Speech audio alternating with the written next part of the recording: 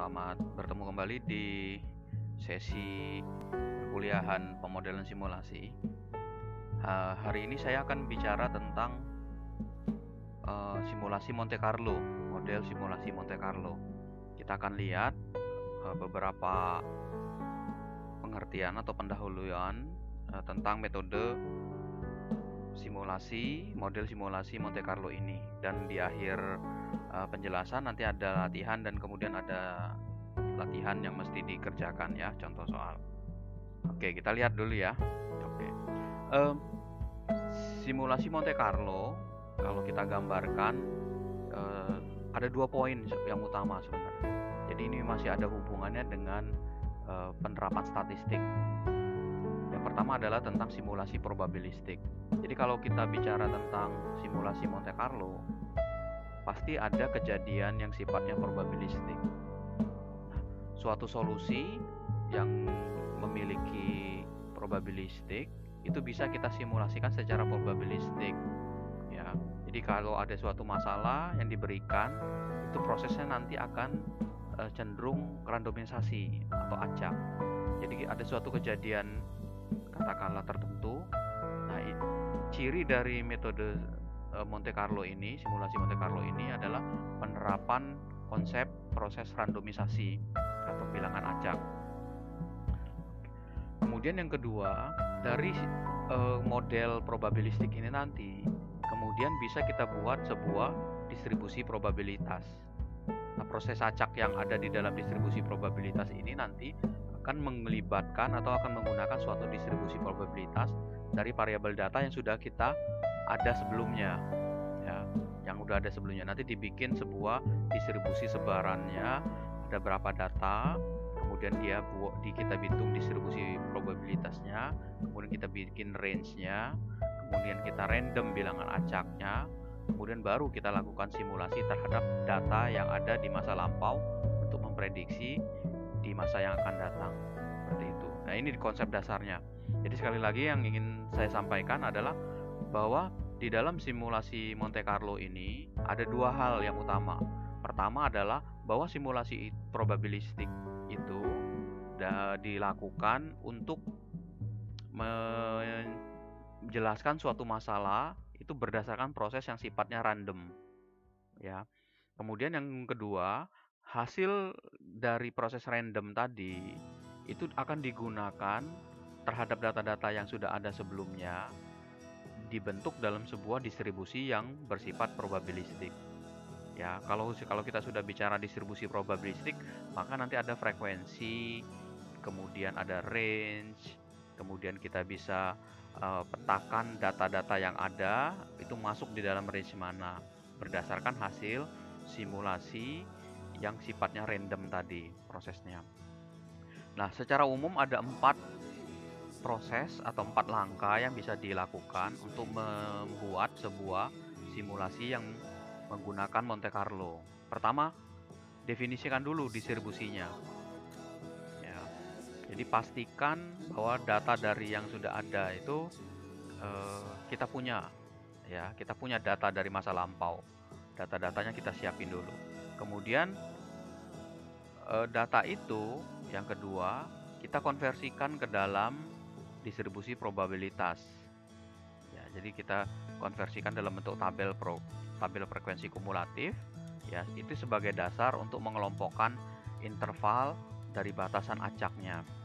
Terus yang ketiga, jangan lupa jalankan proses simulasi dengan bilangan acak. Jadi kita random bilangan acaknya. Nah, penentuan bilangan random ini nanti mengacu kepada range yang ditentukan tadi, seberapa besar areanya ya, seperti itu. Kemudian yang terakhir, lakukan analisa terhadap hasil pengacakan tadi. Setelah dipetakan data simulasi, data acak tadi masuk di dalam kelompok distribusi frekuensi kumulatif, hasilnya seperti apa, baru kita jadikan atau kita lakukan analisis terhadap keluaran dari proses simulasi tersebut. Oke, itu mungkin gambaran umumnya seperti itu. Contoh misalkan ini untuk mempermudah. Misalkan kita punya toko sepatu ya. Katakanlah permintaan sepatu per hari itu menurut sebuah pola distribusi diperoleh tabel ini. Ya. Katakanlah ini ada nomor urut 1 sampai 6, ini mungkin menggambarkan harinya. Ya. Nah, permintaan per harinya untuk hari pertama itu 4 pasang. Hari kedua 5 permintaan ini ya. Artinya permintaan di hari pertama sebanyak 4 pasang itu jumlahnya adalah 5. Ya, 4 pasang, 5 pasang, 6 pasang itu yang minta segini. 7 pasang 30, 8 pasang 25, 9 pasang 15. Ya, totalnya katakanlah ditotalkan jumlahnya 100. Nah, berdasarkan data dari masa lalu, tadi kan pertama itu definisikan distribusi probabilitas. Nah, ini contoh distribusi probabilitasnya. Dengan data ini ditanyakan seperti ini. Perkirakan pola permintaan untuk 10 hari dalam bulan berikutnya. Ya, kita diminta memprediksi 10 hari dalam bulan berikutnya. Kira-kira berapa banyak jumlah sepatu dalam toko yang bisa disiapkan oleh perusahaan ini. Oke, itu maksud soalnya ya. Nah, sekarang pemecahannya gimana solusinya? Pertama, buat tabel distribusi frekuensi. Ini tadi nomor urut 1 sampai 6 permintaan per pasang. Nah, distribusi frekuensi ini tadi kan 5, 10, 15, 30 ini. Ini dibagi dengan 100. Dibagi dengan totalnya. Nah, saya buka Excel dulu ya. Oke. Oke, saya buat sampingnya. Jadi, distribusi frekuensinya misalnya 1, 2, 3, 4, 5, 6. Ini 4, 5, 6, 7, 8, 9. Oke. Tadi di sininya 5, 10, 15, 30, 25, 15. Nah, kalau kita sum, ini kan 100 dia. Oke. Ya. Nah, untuk mendapatkan distribusi frekuensi yang 0, ini, maka ini 5 ini kita bagi dengan 100 totalnya. Distribusi frekuensi kan adalah nilai pada titik itu dibagi dengan nilai kumulatif totalnya. Oke, ini kita copy. Kita dapat hasil lagi nih. Ya, ini terserah nanti misalkan nilainya mau dimajukan misalkan sampai 10. Nah, ini misalkan mau sampai 2 digit kan. Oke. Kemudian nilai yang ini, yang distribusi, yang ini kita sebut sebagai distribusi frekuensi. Ini frekuensi. Nah, sedangkan ini adalah distribusi kumulatifnya. Distribusi kumulatif. Yang ini nilai ini ya. Ini sama, nilai awalnya sama. Nah, yang berikutnya adalah nilai ini yang atas 0,05 ditambah yang sebelumnya. Ya, kita tambah. Jadi nanti yang ini 15, 0,15 tambah 0,15, 0,30. 30 ditambah 30, 60 tambah sampai dengan terakhir adalah 1. Oke, paham ya? Jadi nilai yang ini diperoleh dari pembagi per 100, sedangkan ini adalah kumulatif penjumlahan dari nilai titik saat ini dengan yang setelahnya. Ya, jadi ini ke sini, terus ke sini. Jadi kalau saya gambarkan mungkin bisa menggunakan ini. Ya, insertnya kita pakai save. Jadi modelnya ini. Jadi yang ini ke sini nanti. Oke. Kemudian kita insert lagi. Yang ini ke sini dijumlah. Terus nanti terakhir hasilnya ini ke sini. Ya, gitu. Ya, jadi prosesnya tek-tek. Ya, 15 tambah 15 30. Oke, itu proses nomor 1 ya, proses langkah pertama. Yang kedua adalah membuat angka petunjuk batasan.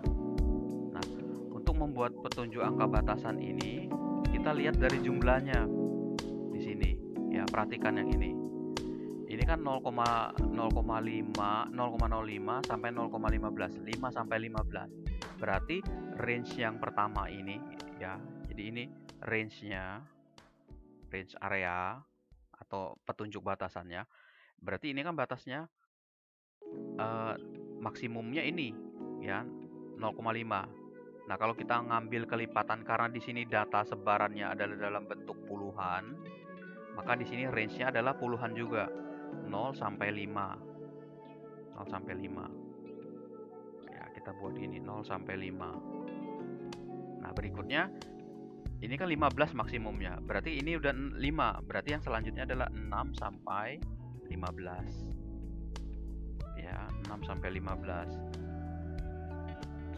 Jadi tanggal formatnya 6 sampai 15. Oke. Kemudian yang berikutnya 16 sampai 30. Yang berikutnya 31 sampai dengan 60. Yang berikutnya 61 sampai dengan 85. Yang berikutnya 86 sampai dengan 100. Nah, oke. Dah selesai ya. Jadi ini yang proses kedua, membuat angka petunjuk batasan. Ya, sesuaikan dengan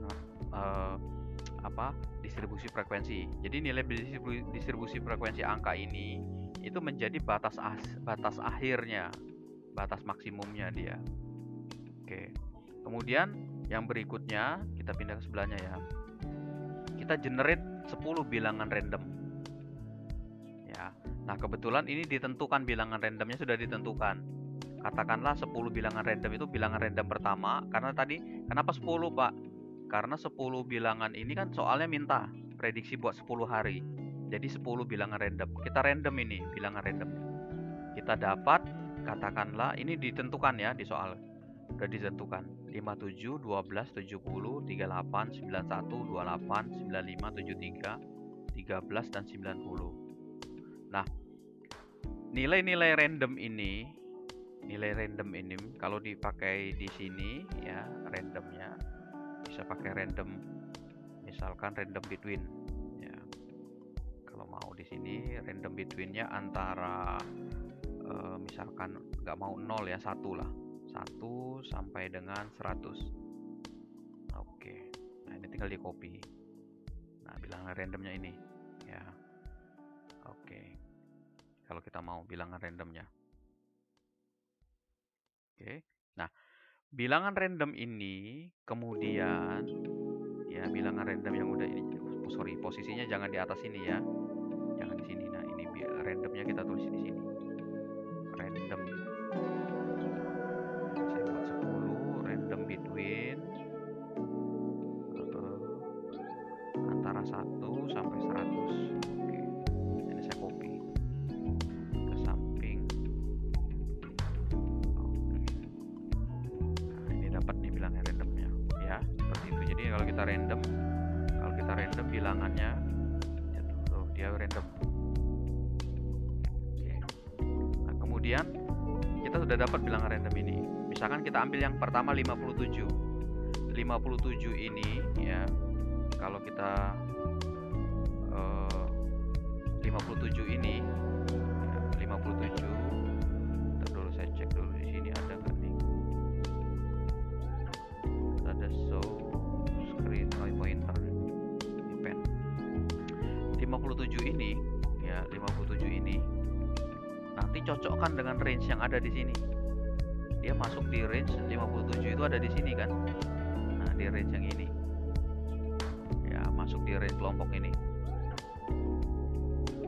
Berarti range ini di angka 7.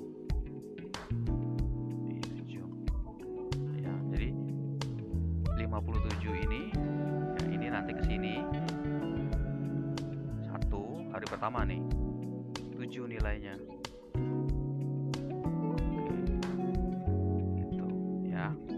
Kemudian yang kedua, saya ganti lagi nih warnanya. Saya ganti warnanya biru. Sekarang 12 ini kita cocokkan dengan range ini. 12 itu masuk di sini. Nah, ini ya, kebetulan angka pasangan permintaannya adalah 5. Maka maka di sini isinya 5. Gitu. Ya, jadi ini 12 yang ke sini. Oke, saya ambil yang terakhir 90. 90 ini ya, kalau kita lihat dia masuk di kelompok mana? Nah, masuk di terakhir. Ya, di angka 86 sampai dengan 100. Ya. Dan kebetulan di sininya 9. Maka 10 ini ya, yang ini adalah 9 nilai. Ini nilainya. Oke, terus kemudian yang 28 kita coba. 28 ini adalah di hari keberapa? 1, 2, 3, 4, 5, 6. 28 masuk di sini. 16 sampai 30. Ada di angka 6.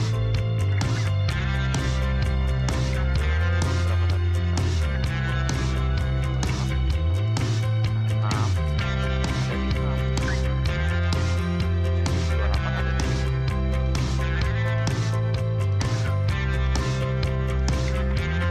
Oke. Ya. Inilah yang kita sebut sebagai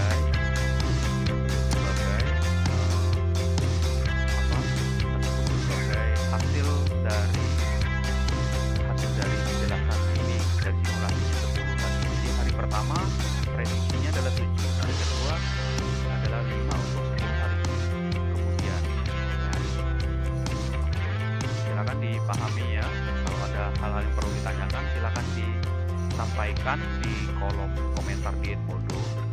Nah, untuk latihan pertama dikumpulkan juga nanti di Edmodo untuk di pertemuan ke depannya. Ini latihannya. Nah, sama seperti latihan tadi. Gunakan Excel saja ya. Dikumpulin pakai Excel.